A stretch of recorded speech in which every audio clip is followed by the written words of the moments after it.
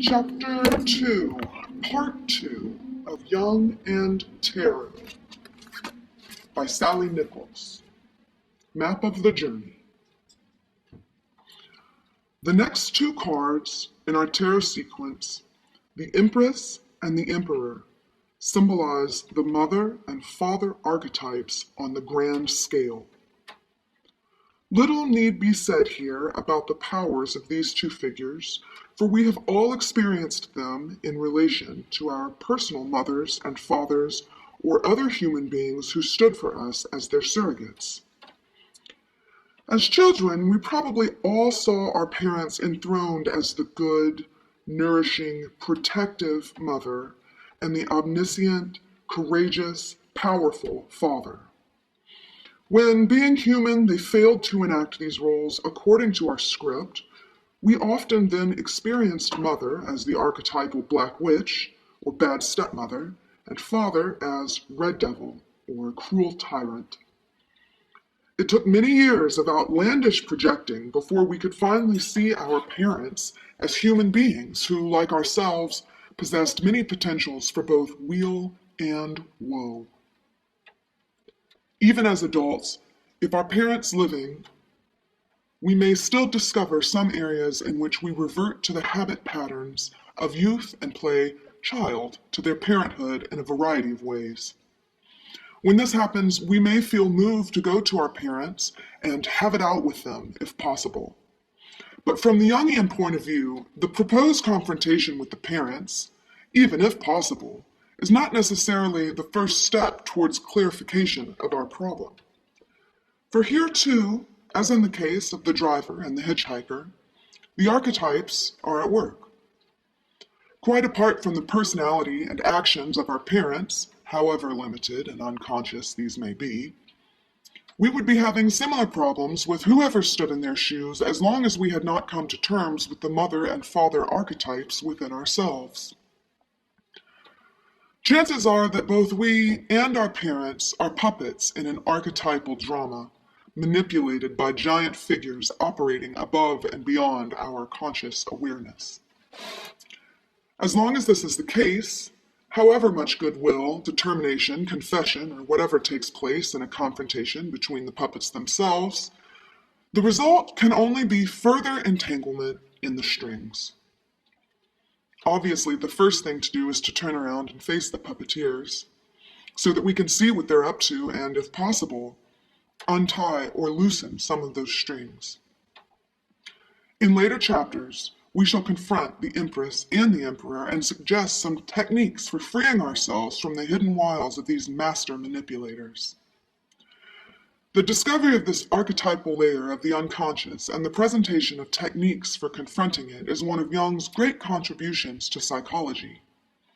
For without the concept of archetypes, we would forever be caught in a never-ending circular dance with persons in outer reality.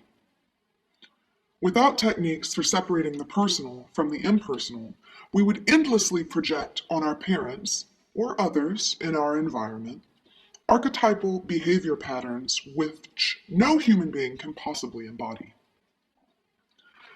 Tarot trump number 5 is the Pope. In church dogma, the Pope is God's representative on earth, and as such, he is infallible. He represents an archetypal authority figure whose power surpasses that of father and emperor. In Jungian terms, he represents the archetypal old wise man. Obviously, to project such superhuman wisdom and infallibility on any human being, even on the Pope himself, might be questionable. The archetype of old wise man, dramatized in the biblical Hebrew prophets and Christian saints, is still a powerful one today. He appears in our society frequently as a beturbaned guru or an elderly bearded wanderer in white robe and sandals. Sometimes he's undergone training in some spiritual discipline, Eastern or Western, and sometimes he appears without portfolio. If we receive such a new acquaintance on sight with overwhelming adulation, or turn our backs on him in an instant rejection, we can be sure that the archetype is at work. But coming to know such a person as a human being can help us see that spiritual illumination is, after all, a personal rather than institutional matter. The tarot, being itself both old and wise, has pictured the archetypal old wise man in two ways. The Pope of card 5 shows him in his more institutional form, and the Hermit of card 9 pictures him as a friar.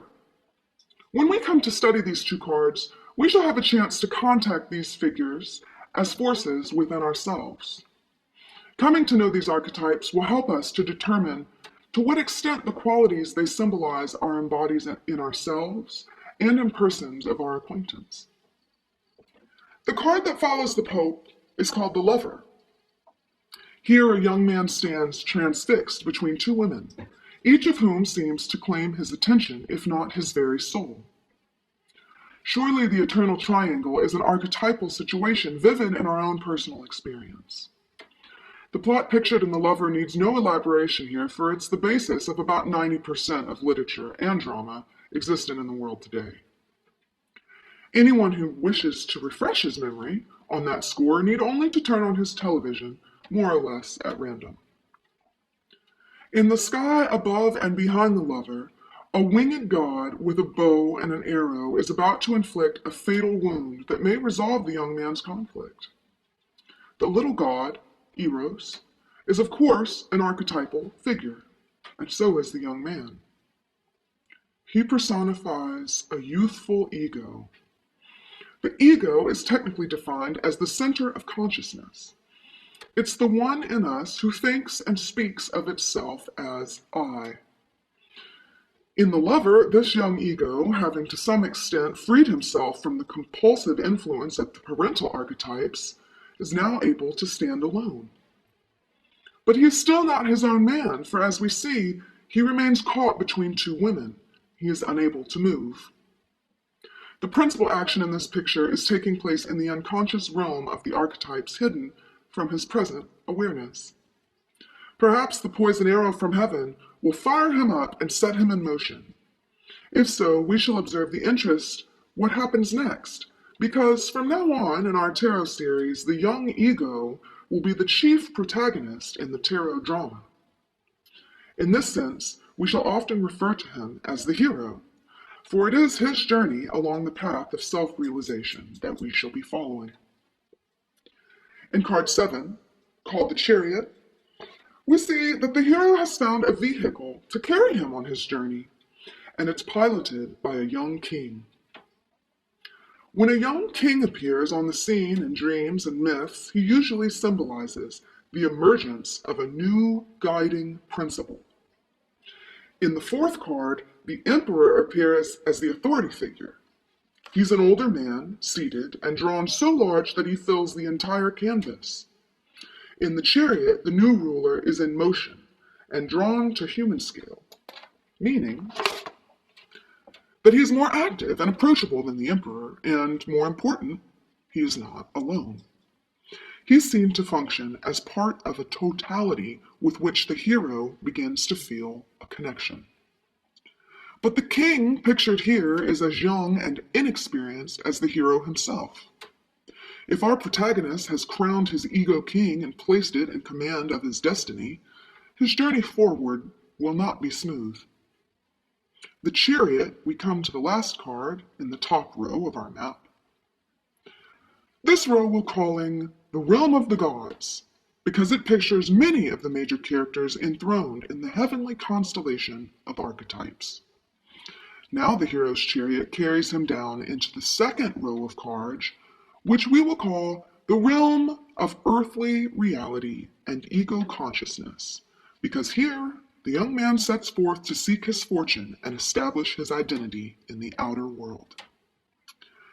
Freeing himself increasingly from the containment within the archetypal family pictured in the top row, he sets out to find his vocation, establish a family of his own, and assume his place in the social order.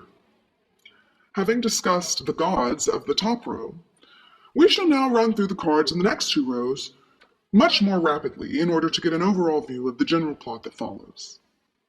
The first card in the second row is Justice. The hero must now evaluate moral problems for himself. He will need her help to weigh and balance difficult questions. Next comes the Hermit, who's carrying a lantern. If the hero no longer finds the illumination he seeks within an established religion, the Friar can help him to find a more individual light. The card following the Hermit is the Wheel of Fortune, symbolizing an inexorable force in life which seems to operate beyond our control and with which we must all come to terms. The next card, called Strength or Fortitude, pictures a lady taming a lion. She will help the hero to confront his animal nature. Perhaps his initial confrontation will not be wholly successful, for in the following card, the Hanged Man, we see the young man hanging upside down by one foot. He appears to be unharmed, but he is, for the moment at least, completely helpless. And in the next card, he faces death, an archetypal figure before whose scythe we all stand helpless. But in the final card of the second row, Temperance, a helpful figure appears. She is an angel, and she is engaged in pouring liquid from one vase into another. At this point, the hero's energies and hopes begin to flow again, and in a new direction. Heretofore, he has been engaged in freeing himself from the compulsion of the archetypes as they affect him personally in the world of human beings and events, and establishing an ego status in the outer world. Now he's ready to turn his energies more consciously toward the inner world. Whereas before he sought ego development, his attention now turns towards a wider psychic center, which Jung himself has termed the self. If we define the ego as the center of consciousness, then we might define the self as the all-encompassing center of the entire psyche, including both conscious and unconscious. This center transcends the puny I of ego awareness. It's not that the hero's ego will no longer exist. It's simply that he will no longer experience this ego as the central force which motivates his actions. From now on, his personal ego will be increasingly dedicated to service beyond itself. He will become aware that his ego is merely a small planet revolving around a giant sun, the self. All along the journey, the hero will have had flashes of this kind of insight. But as we follow his fortunes through the archetypes of the bottom row, we shall see his awareness widen and his illumination increase. And for this reason, we will call the bottom row on our map the realm of heavenly illumination and self-realization. The first card in this bottom row is the Devil. He represents Satan, an infamous fallen star. Whenever this fellow drops into the garden, he brings with him, willy-nilly, a flash of light, as we shall see when we come to study him later on. The next four cards in sequence are called the Tower of Destruction, the Star, the Moon, and the Sun. They picture various stages of illumination in ascending order. The card that follows these four is called Judgment. Here, an angel with a trumpet bursts into the hero's awareness in a glorious blaze of light to wake the sleeping dead. On the earth below, a young man rises from the grave as two older figures stand by in attitudes of prayer and wonder at this miraculous rebirth. With the final card of the tarot series called the World, the self is now fully realized, bodied forth as a graceful dancer. Here, all the many opposing forces with which the hero has been struggling are united in one world. In this last tarot figure, sense and nonsense, science and magic, father and mother, spirit and flesh, all flow together in a harmonious dance of pure being. In the four corners of this card, four symbolic figures stand witness to this ultimate miracle. Now we've completed our quick preview of the 22 trumps as set forth on our map. As we follow the hero's fortunes through these cards, we shall be observing their interconnections on the horizontal axis, how each experience encountered along the way evokes the one that follows it. When we come to study the cards in the bottom row, we shall also be making connections on the vertical axis between these trumps and those directly above them on the map. Let us illustrate what we mean. As the cards are arranged in our map, they can be seen not only as 3 horizontal rows of 7 cards each, but also as 7 vertical rows of 3 cards each. As we shall discover, the 3 cards in each vertical row are connected with one another in a significant way. For example, the first vertical row presents the Magician at the top, the Devil at the bottom, and Justice sitting as a mediator between the two. Many connections can be made between these 3 cards, but one of the more obvious might be the seemingly benign Magician of card 1 and the magical Devil of card 15 must both be taken into consideration in our lives. If we don't give the Devil his due, he'll take it away. If we ignore him, he will operate from behind in a destructive way. So the cards of this first vertical row may be saying that as long as we use both hands of Justice's scales, there will be less chance of either magician playing tricks behind our backs. As we'll see later on, the cards in the second horizontal row, the realm of earthly reality and ego consciousness, often act as mediators between the realm of the gods above and the realm of illumination and self-realization below. In fact, all the trumps in the second row, like its first card, Justice, are specifically concerned with equilibrium. For example, Strength is engaged in establishing an equilibrium between herself and a lion, and Temperance is absorbed in creating a balance interaction between the 2 urns that she holds. In more subtle ways, all the other cards in this row can be seen to symbolize some kind of harmonious balance between opposing forces. For this reason, it might be useful to subtitle the second horizontal row as the realm of equilibrium. From what's already been said, it's easy to understand why Jung chose to call this kind of self-realization individuation. By confronting the archetypes and freeing oneself somewhat from their compulsion, one becomes increasingly able to respond to life in an individual way.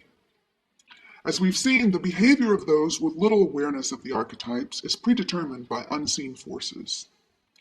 It's almost as rigidly programmed as the instinctual behavior of the birds and bees who always react to certain stimuli in a preordained way, so that mating, nest building, migration, and so forth are carried on in identical patterns throughout the generations. But when a human being has achieved some degree of self-awareness, he's able to make choices that are different from those of the flock, and to express himself in ways that are uniquely his own. Having contact with his own true self, he'll no longer be prey to the chatter of other selves, inner and outer. What they are doing and saying will have less influence upon his life. He'll be able to examine current social customs and ideas and adopt them, or not, as he chooses. He'll be free to act in ways that fulfill his deepest needs and express his truest self. It's important to note here that as a person gains the independence to be a nonconformist, he also gains the self-assurance to be a conformist. As Jung has often stressed, an individuated person is not the same as someone who is individualistic. He's not driven to conform to custom, but he's equally not driven to defy it. He does not try to set himself apart from his peers by affecting peculiar dress or by exhibiting outlandish behavior. On the contrary, because he so truly experiences himself as a unique expression of the Godhead, he is under no compulsion to prove it. Whenever we meet such a person, he is usually indistinguishable at first glance from others in the group. His overt behavior and dress may be in no way remarkable. He may be actively engaged in conversation or may be relatively quiet. But almost instantly, some indefinable quality in his way of being may attract us to him. It's as if everything about him, his clothes, his gestures, his way of sitting or standing, belongs to him. Nothing about him is superimposed. Everything he says or does appears to arise from his deepest center, so that even his most ordinary remark shines forth with new meaning. If he's silent, his silence too seems to belong. It's a comfortable silence both for him and for us. Often such a person in silence will seem more present and active than those who are participating in overt ways. Because he is in contact with his deepest self, our deep self responds. So that sitting in silence with this kind of human being can open up new vistas of awareness. Being at home within himself, he's instantly at home with us and we with him. We feel as if we've known him forever.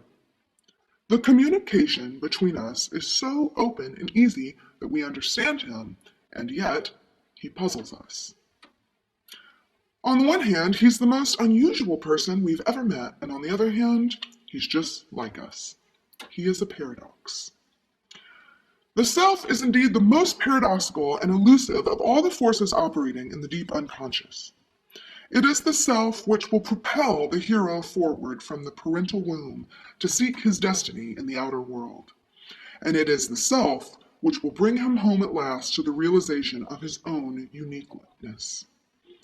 As we follow the hero along his journey, we will share vicariously in his experiences as they are pictured in the trumps. There are many techniques for putting ourselves in touch with the cards. Each person will find his own way into the pictures, but we offer here a few suggestions that others have found useful. For example, some like to keep a tarot scrapbook. They find that the trumps jump to life when relevant material is collected about them. Once attention is paid to them, the tarot characters have a way of popping up in unexpected ways. It often happens, for instance, that related news items, photographs, prints, and references to the tarot begin to appear quite magically and with amazing frequency. Also, studying a specific card seems to unlock hidden stores of creative imagination, so that sudden insights and ideas can burst forth into consciousness, seemingly from nowhere. These wispy creatures of the imagination are as ephemeral as butterflies. If we don't catch them instantly, they may disappear forever. But when such bursts of creativity occur, often we don't have time to sit down and give them our full attention. It's helpful to have some fixed place ready to capture and hold them, safe for future reference. A place where we can jot down the bare plot of a story, draw a quick sketch for a future painting, or set down opening lines of what may become a poem. If we have some aptitude in the arts, we may want to develop these ideas later, and if not, we may wish to refer to them again in connection with our personal tarot trip. In either case, a scrapbook or loose leaf notebook with several pages devoted to each trump offers convenient storage for this material and a ready-made filing system for easy access. All of us react differently to different cards. Some cards attract us, some cards repel us. Some cards remind us of people we know or have known in the past. Some are like figures in dreams or in fantasies. Others bring us entire dramatic episodes. Perhaps the important point here is that when we really focus on a tarot card and then follow as the card itself leads, we become open to new and exciting experiences. The trumps are best studied in sequence. Their numerical order creates a pattern both throughout the deck within ourselves. And to follow that pattern, our imagination will provide a passport. There are many ways to stimulate the imagination. Included here are a few ideas that others have found useful. Approach each card directly before reading the chapter about it. This offers you a chance to react freely and naively to whatever is pictured there. It's a good idea to study the card for a few minutes and then jot down, off the top of your head, any reactions, ideas, memories, and associations, or even four-letter words that come to mind. Remember, these notes are for your eyes alone, so let fly with the pen. Don't censor anything, however far-fetched it seems, for it may connect you with important insights later on. Since, as with human personalities, first impressions are often more significant than they appear at the time, jot down everything verbatim. Please don't attempt to analyze, evaluate, or label whatever you've written. Just file it away for future consideration. Later, when you've come to know this tarot trump, it will be interesting to compare your first impressions of it with your later reactions. Whatever turns up, just muse on it as you go about your daily affairs. Hold these happenings in your heart as you might do with a poem, but keep your reason at arm's length. The tarot people are creatures of the imagination. The spotlight of intellect will send them scurrying underground. Since the tarot characters cannot tell us verbally about themselves, we must use every sensory means to feel into their essence. One surprisingly effective way to do this is to color the cards. The Marseille deck is not available in an uncolored version, but one can easily create an uncolored set of trumps by making Xerox reproductions of those in the regular deck. Invariably, students who have made and colored their own cards in this way find that doing so adds a new dimension to their understanding. Whatever you do or don't in relation to the cards, remember that all suggestions presented here are offered simply pour le sport. They're chiefly useful as devices to warm up our imagination and lure the tarot characters out into our world where we can get a better look at them. It is axiomatic that symbols and the feelings or intuitions that they inspire do not come labeled right or wrong. It will be repeatedly demonstrated in this study. It is characteristic of symbolic material to embrace many opposites and to include seeming paradoxes. Living as we do most of the time in an either-or world of fixed opposites, it may be some comfort to know that in the world of feelings, intuitions, sensations, and spontaneous ideas that we are about to enter, we can pretty much discard the either-or yardstick we generally use to make practical choices in everyday life. We're about to step into the land of imagination, that magic world whose key words are both and. In reacting to a given tarot trump, we can't be right if we try, and by same token, we can't be wrong. So let us react to the tarot in a way we like, with a light heart and a free hand. Allow room for everything, expect nothing. Your imagination, play. Enjoy, enjoy, enjoy. These then are some of the ways to explore the meaning of the cards. From time to time, we shall add other do-it-yourself suggestions for any who are interested.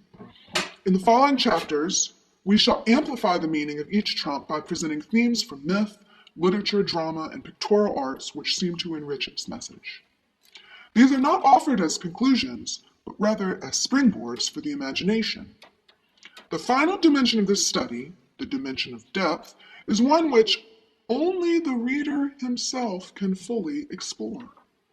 Only he can relate these findings to his individual life. Each must discover his own way into the nonverbal world of the tarot. Although we shall follow certain signposts along the way, the cards themselves, as we have seen, are not signs, they are symbols. No precise definitions can be given to them. They're pictorial expressions which point beyond themselves to forces no human being ever completely understands. Today, man is at least beginning to realize that the more he remains unconscious of archetypal forces, the more power they have to rule his life. So let us contemplate the symbols. Let us watch them move, connecting us with the deepest roots of our history and with the seeds of our undiscovered selves.